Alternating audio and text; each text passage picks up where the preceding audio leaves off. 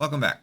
In this video, we're going to talk about the differences between nominal GDP, which is sort of how we actually measure GDP, and real GDP. And real GDP, the biggest difference is that we're trying to control for inflation, right? Just like with wages, when we talk about nominal wages, that's how much currency you actually get paid, how many dollars or pounds or pesos or rupees.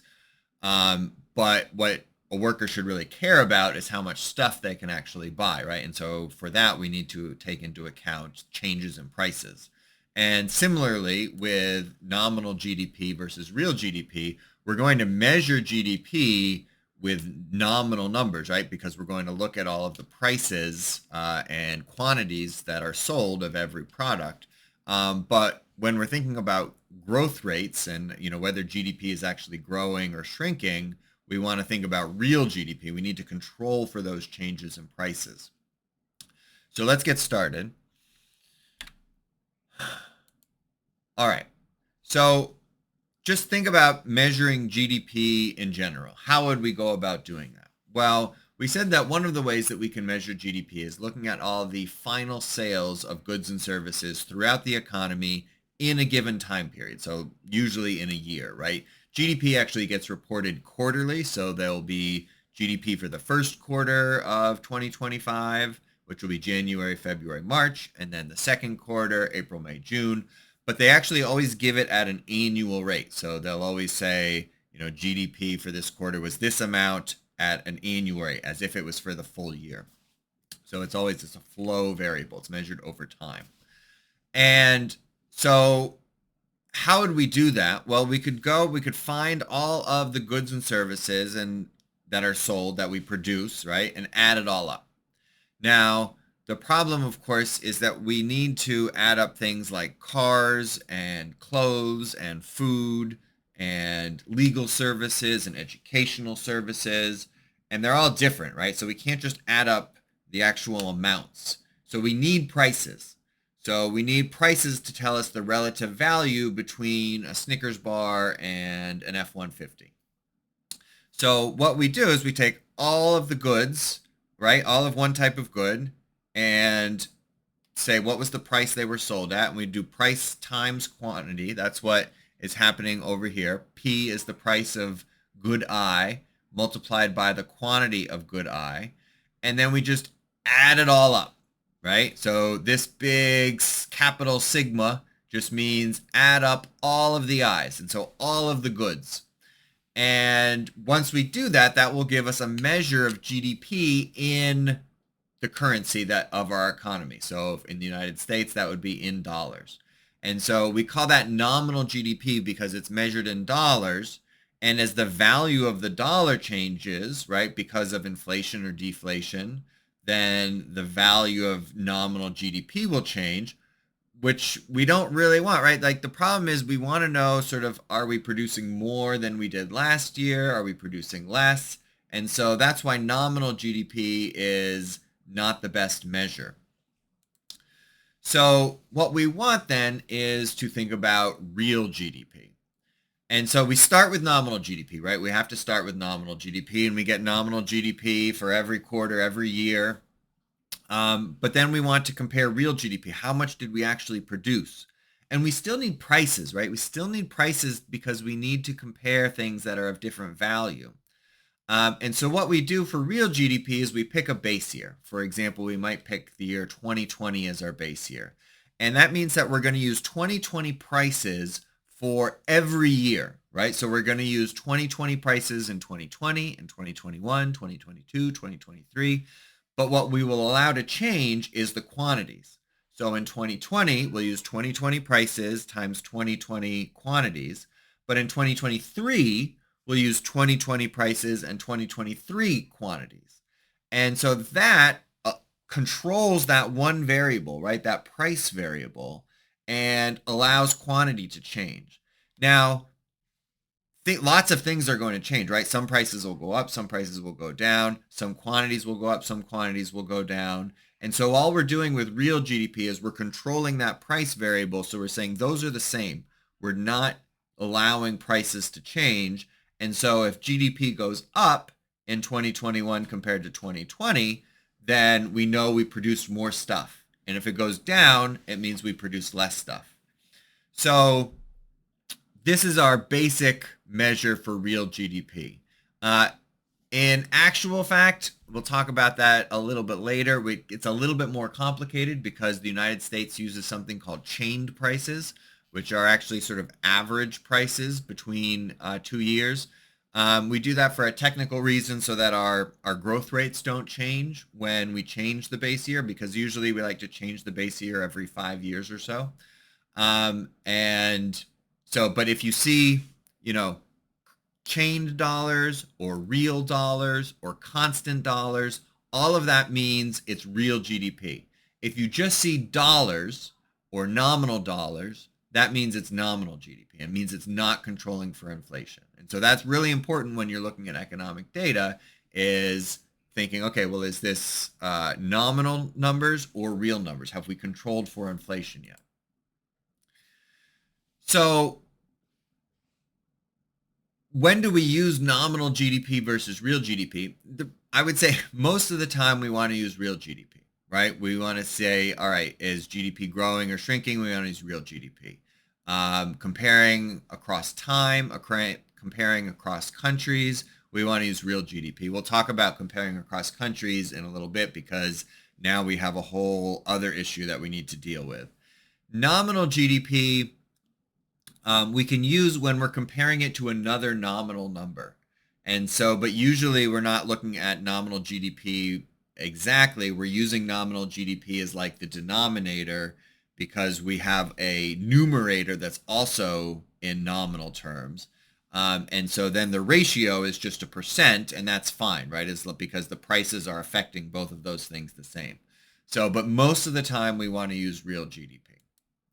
So let's look at some numbers. So this is just total GDP. Now, if you see just GDP, that almost always means nominal GDP. So that's the blue line here, going back to 1947. Most of the United States economic data sort of starts in 1947. As I said, we sort of developed the national accounts in the 1930s, and you can find data going back to the 1930s, but we really sort of had it solidified and codified at the end of World War II, and so most of it starts after then. The green line is real GDP, so adjusting for inflation.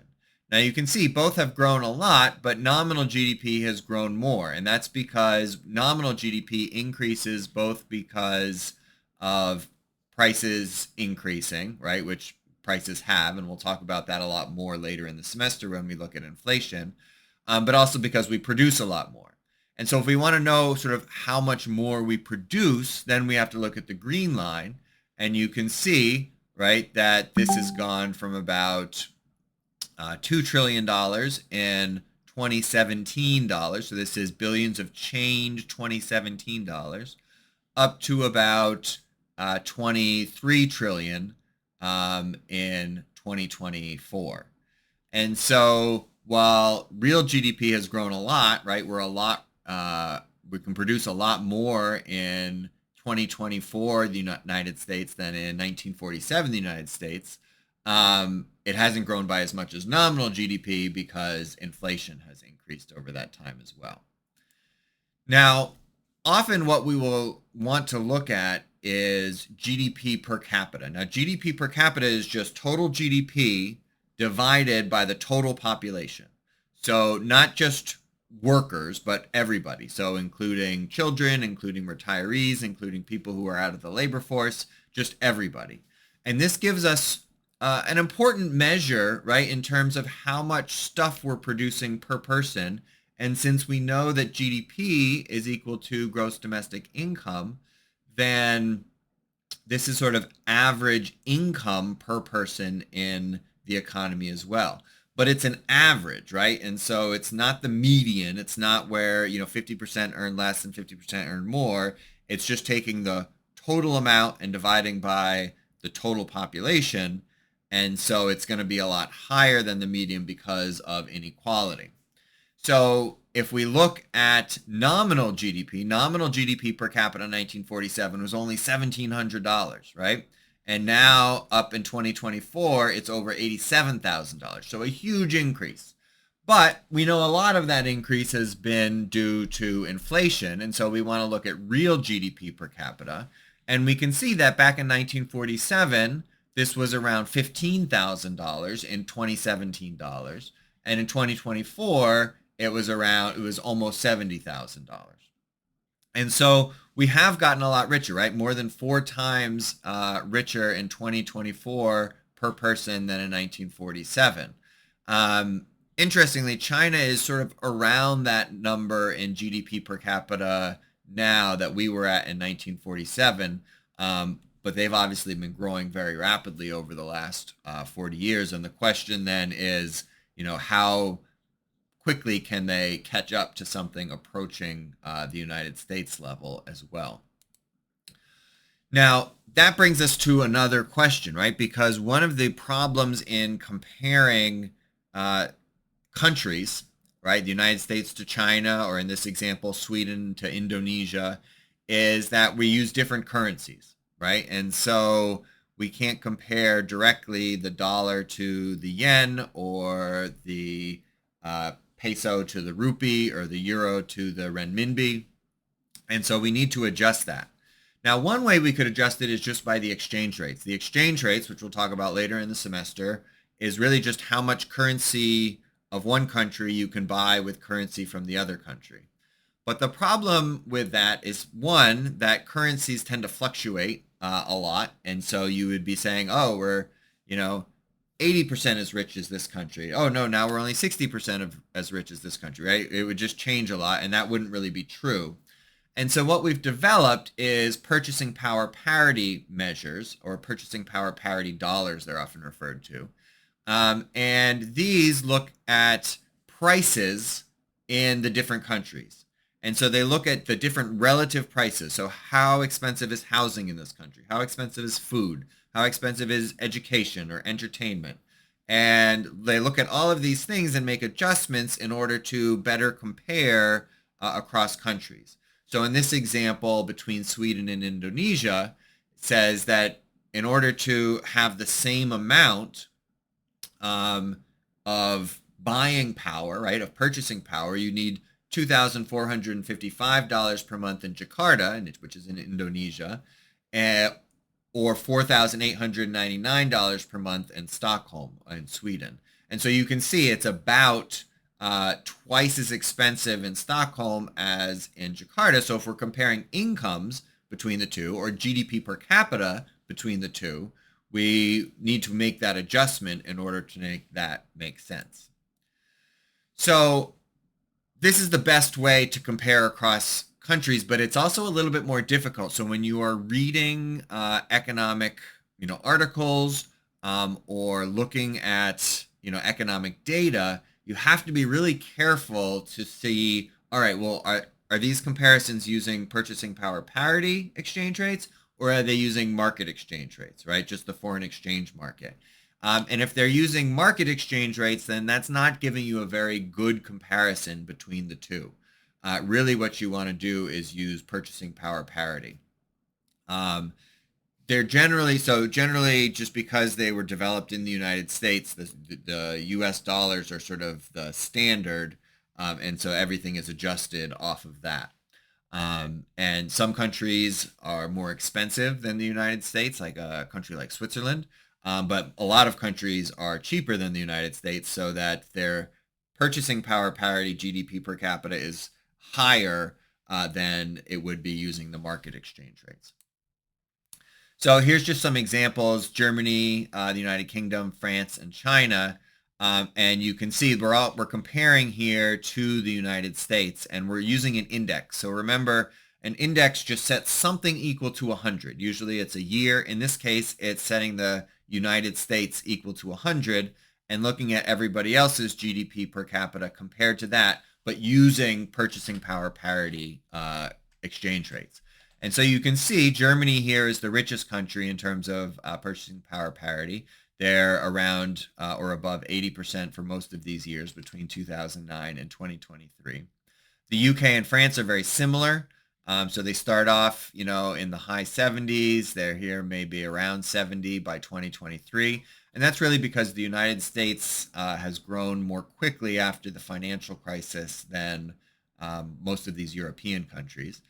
But another country, of course, that has grown faster than the United States is China. And you can see that in 2009, they were only at about, maybe 18% of US GDP per capita. And now they are approaching 40% of US GDP per capita. So they've had a huge increase. We'll talk about that more later when we think about sort of development and what it takes to grow GDP. Now, one issue with GDP is that it doesn't measure everything, right? So one thing that is a challenge, right, is measuring the quality of goods, or even just sort of measuring new goods and comparing, 2020 where we have smartphones with 1980 where we didn't have smartphones. They do attempt to do that, right? They try to measure the quality of such goods. They look at sort of, how safe are cars now compared to back then? What can you do with an iPhone now compared to, similar things that you would use in 1980 to do those same things? So that's a challenge. There's lots of work, of course, that we do that is not paid and therefore isn't measured with GDP. So when we do household work, when we do volunteer work, all of that is unpaid and not measured in GDP, right? And so we just need to remember that, that it's not measured in GDP. And then anything that is not legal, right? So whether that's an underground economy where it's sort of a gray area, but you're not reporting things to the government, or anything that's illegal that you're definitely not reporting to the government, none of that is measured in GDP as well. And so GDP per capita, while a very useful measure, is not a perfect measure of sort of the living standards, the quality of life in a country, right? We need to look at other things in order to really understand each country. But it is important, right? And a lot of those other measures that we would look at, things like literacy rates and health, are often very highly correlated with GDP per capita, right? Because GDP allows you to provide education, provide healthcare. And then another thing that's not measured is the depletion of natural resources. And so, when we pump out oil or dig out coal and burn it for energy, the value of the energy is measured, but not the depletion of natural resources and not the potential problems of things like climate change, right? And so we also have to think about that when we're thinking about GDP and the effects of economic activity on the world. Okay, so we'll stop there for this video, and in the next video we'll look at some more things that we can do with GDP, measuring GDP, and especially growth rates, calculating growth rates. We'll do an example there. The growth rate is something we need to know in economics in general because we look at it with GDP, we look at it with prices, and we call that inflation. So the growth rate is an important measure, which we'll take up next chapter.